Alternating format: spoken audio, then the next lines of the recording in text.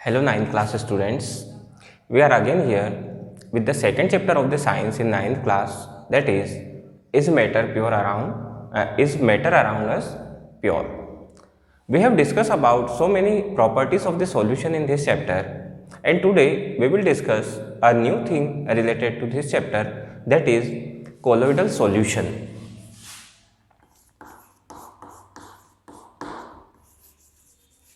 Colloidal solution, or this is also known as colloidal system, students.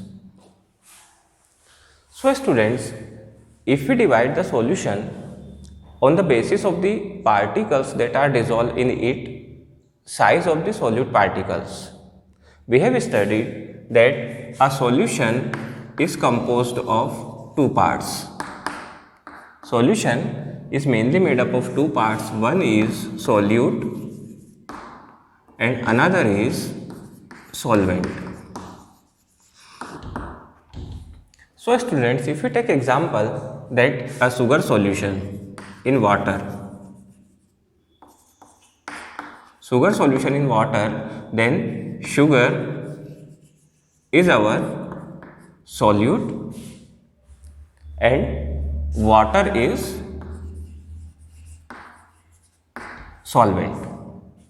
So you can easily conclude that the thing which we are adding, which we are dissolving, is known as solute, and the thing in which we are dissolving is known as solvent. So in this case, water is solvent and sugar is solute, and when both mixes with each other, they form solution.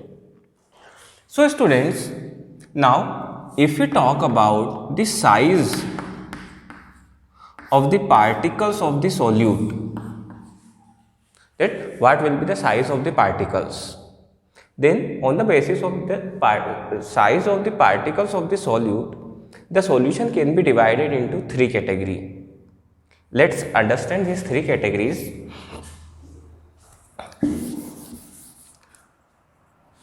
One is the solution in which the size of the particles is so small that we cannot see them by our naked eyes.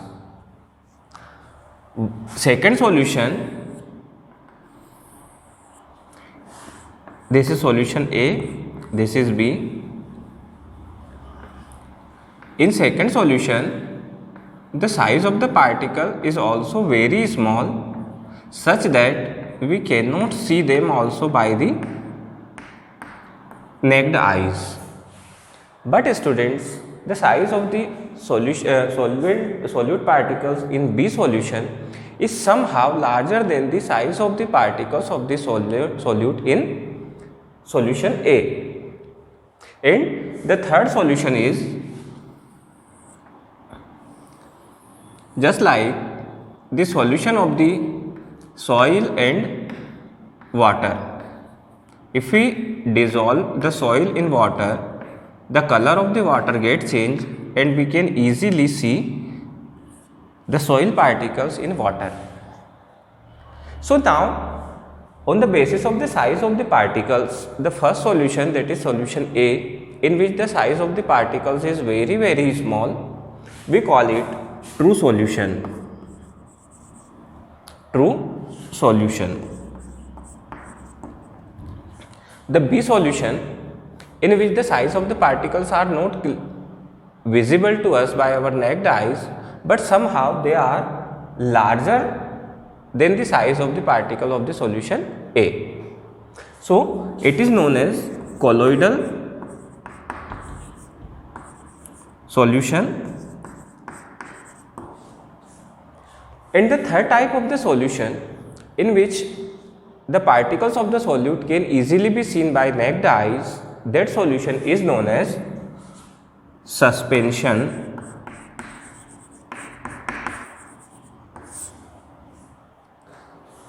In this case, students, if we let the three solutions settle down for some hours, then we find that the particles of the suspension get accumulated in the bottom of the solution due course of the effect of the gravity of the earth. But in both the cases, in the case of solution A and solution B, the particles of the solute will not get settled down in the bottom of the container, just because the size of the particles is so small that the force of gravity cannot act on it.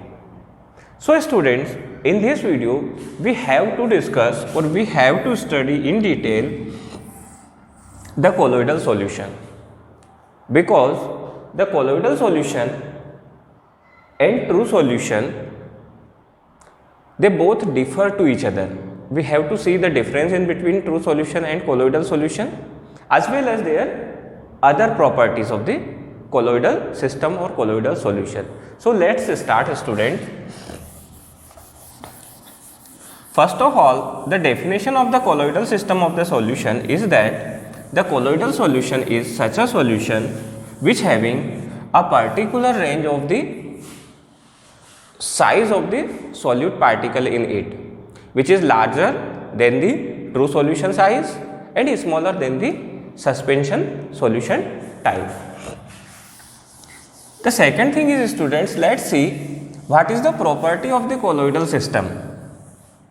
So, if we see the property of the colloidal system, then on the basis of the distribution of the solute particles in a solution, there are two types of the solutions. One is homogeneous and second is heterogeneous. In homogeneous solution, the distribution of the solute particles is uniformly distributed throughout the bulk of the solution. But in heterogeneous solution, the distribution of the solute particles is not uniform. So here, if we see the colloidal system, then the distribution of the solute particle is not uniform.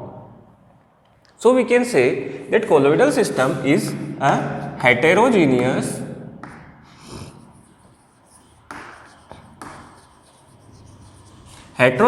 type of solution.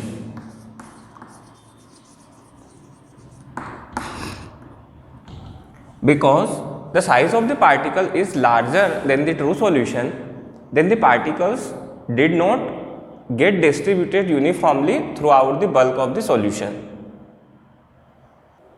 So students, this is the first property of the colloidal solution, that is, it is heterogeneous, and the meaning of the heterogeneous is that their particles of the solute are not uniformly distributed throughout the bulk of the solution. Second property of the colloidal system is that the particle size is such that they cannot be seen easily with the naked eyes. That means the solute particles sorry.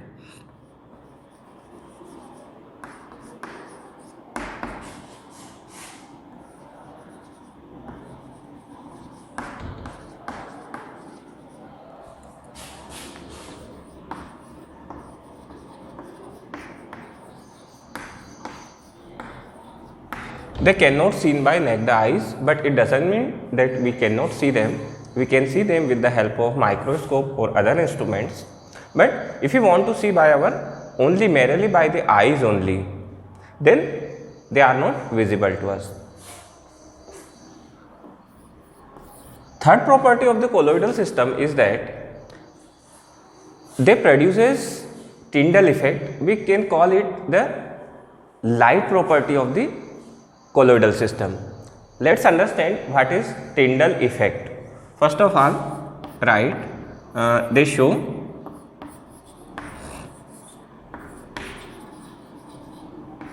shows Tyndall. T must be capital in respect of the name of the discoverer of the Tyndall effect. Tyndall effect. They shows Tyndall effect. Now what is the meaning of they shows Tyndall effect, or what is the meaning of Tyndall effect? Students, you have seen that whenever a light is passed through a solution, then the path of the light is not visible to us. If we throw the light through a torch in a room, then we can see only the source of the light and the object on which light is falling, but in between both we cannot see the path of the light. So if it is a true solution, if we take true solution in a transparent glass, then the size of the true solution particles or particles of the solute in true solution is very small, that if this ray of light is incidenting, this ray of light will directly pass through them, and here it will not deviate or it will not get scattered inside the solution. But students, this happened only in case of true solution. If it is true solution, only then the scattering of light will not take place. But students, in case of colloidal solution, if the colloidal solution is taken in a transparent beaker, then we know that the size of the particles of the colloidal system will be somehow larger as compared to the particle size of the solute in true solution. So students, whenever the ray of light falls in a colloidal system or colloidal solution, whenever it fall on the particles, it get scattered from its linear path, and this solution will have light up to some extent. This light will not pass in a straight line through the colloidal solution. So this property of the scattering of light, scattering the beam of light when it falls in a colloidal solution, this property is known as Tyndall effect. If the light ray pass through the true solution, then it will not scattered inside the solution. But students, whenever this ray of light falls in a colloidal system, then it will definitely scattered due to the larger particle size of the solute in colloidal system. So this scattering is known as Tyndall effect. It was discovered by Tyndall, that is why on behalf of the honor for the scientist, this effect is known as Tyndall effect. So our next property was Tyndall effect, that they scattered the light passing through them.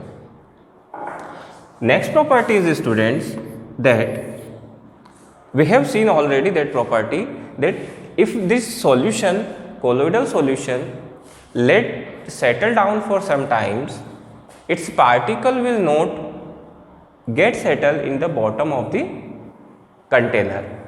So they don't have the effect of gravity on them. So we can say, students, that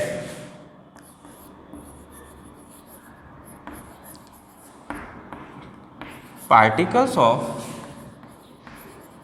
solute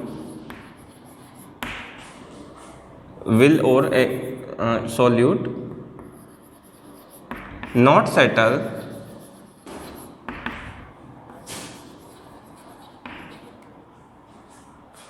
down in the bottom of the solution. So students, these are the major 4 important properties of the colloidal solution. Let's revise them at a glance. The very first property of the colloidal system is that it is heterogeneous in nature. Heterogeneous, that means the distributions of the solute particles is not uniform throughout the bulb. The second property is the solute particles cannot seen by the naked eyes, as we have seen that their particle size is very small, that they cannot be easily seen by the naked eye. Third property we have seen that the colloidal solution or colloidal system shows Tyndall effect. This Tyndall effect means whenever the ray of light falls in a colloidal solution, it gets scattered from its simple path. This property is called Tyndall effect. Fourth property, we have seen that the particles of solute in a colloidal solution don't get settled down by the effect of the gravity. So these are the four properties of the colloidal system. Now students, the next topic in our chapter is the separation of components of a mixture. There are so many types of mixtures that we use in our day-to-day life. We will see how we can separate the component of the mixture. If a mixture containing 1, 2 or 3 types of the components, then how we can separate them from one another. So let's start. So students, you have seen many times that in our houses, so many methods are applied in order to separate the mixtures. Let's see some different methods that are not used in our houses, but they are applied scientifically. So the next topic is separating the component of the mixture.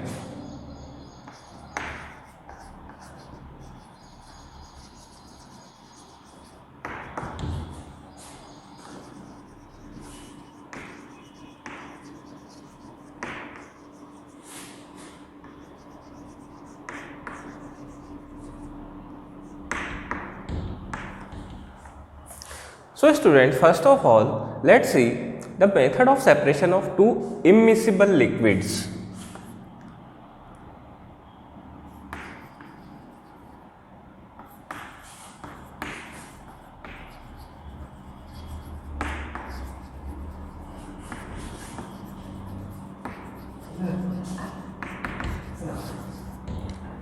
Immiscible liquids.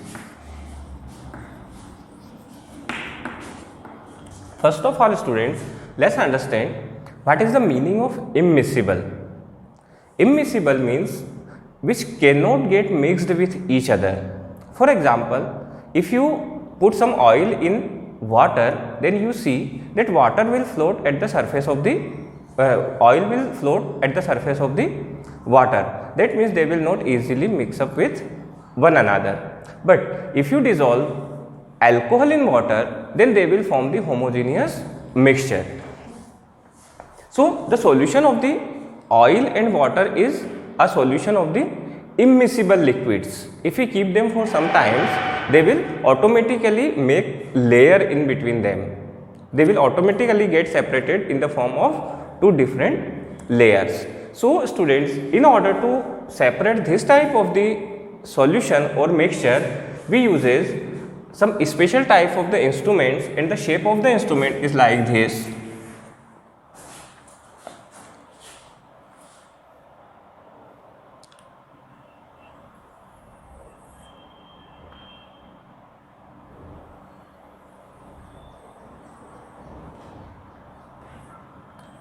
And here is a valve is there in order to control the flow of the liquid. So students, by using these instruments, let's see how we separate the immiscible liquids. Here, if we pour the mixture of the oil and water, oil plus water mixture, then and keep it for some hours in a stable condition, then we see that water will settle down in the bottom, and as you know that oil will float on the surface of the water.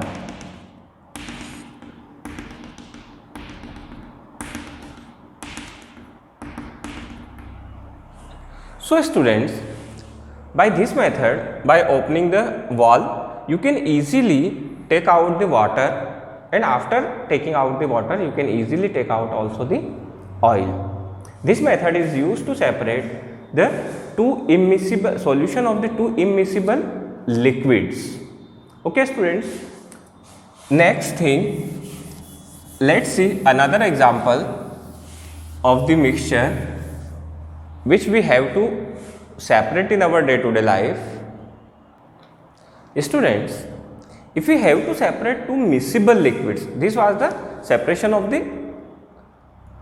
two immiscible liquids, but what if we have two miscible liquids which easily get mixed in one another? So students, in order to separate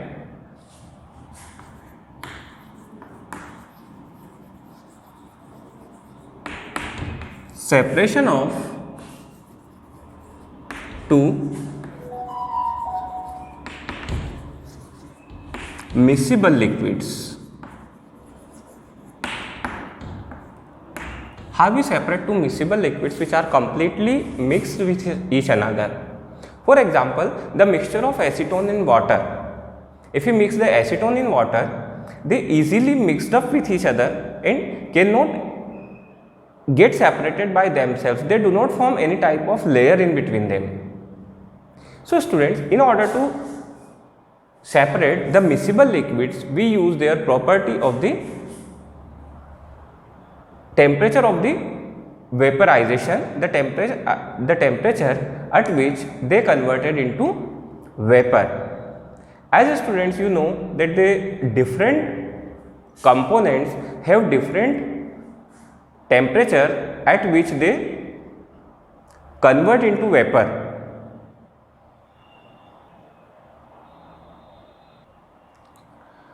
This method of separation of two miscible liquid is known as distillation. We can say it is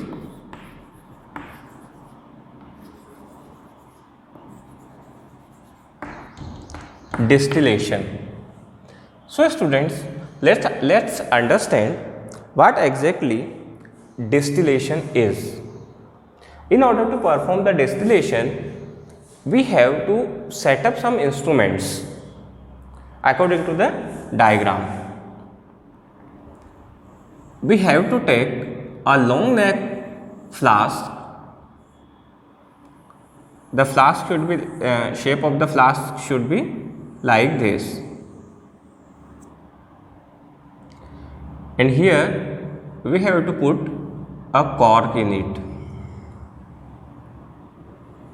by which its mouth can be completely closed. Second thing, students, we have to set up a heating arrangement.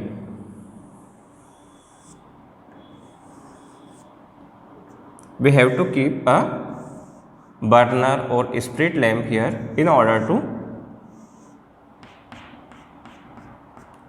heat the mixture. We have to heat it because whenever the temperature rises up to the boiling temperature of any one of the component, then it will get converted into vapor. And here students, we have put it the solution of the acetone in water. It is acetone plus water. Now we will take another instrument which will be fitted in the neck of the flask.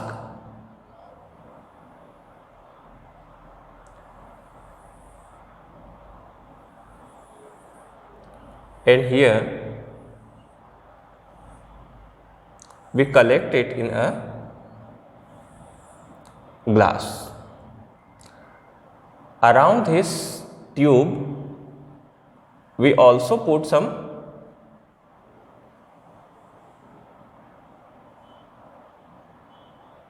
it in another tube which is broader than this. Here we intake the cold water so that the temperature of the tube will remain low and the vapor which will be coming from our mixture will easily get cooled down and again converted into liquid. Okay students, and this is the outlet of the water, inlet and outlet.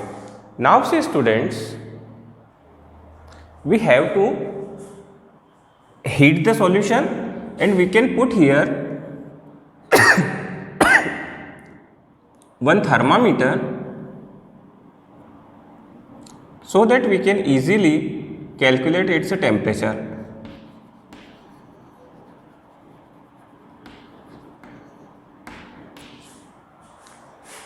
See students, if the temperature, the boiling temperature of acetone is lower than that of the water, then you know that the boiling temperature of the water is 100 degrees Celsius, and we assume that the boiling temperature of acetone is 70 degrees Celsius.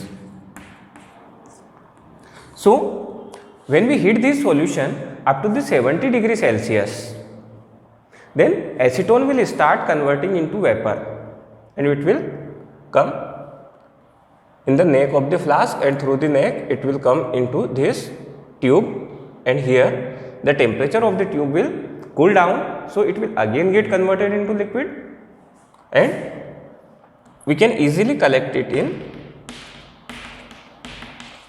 a separate vessel.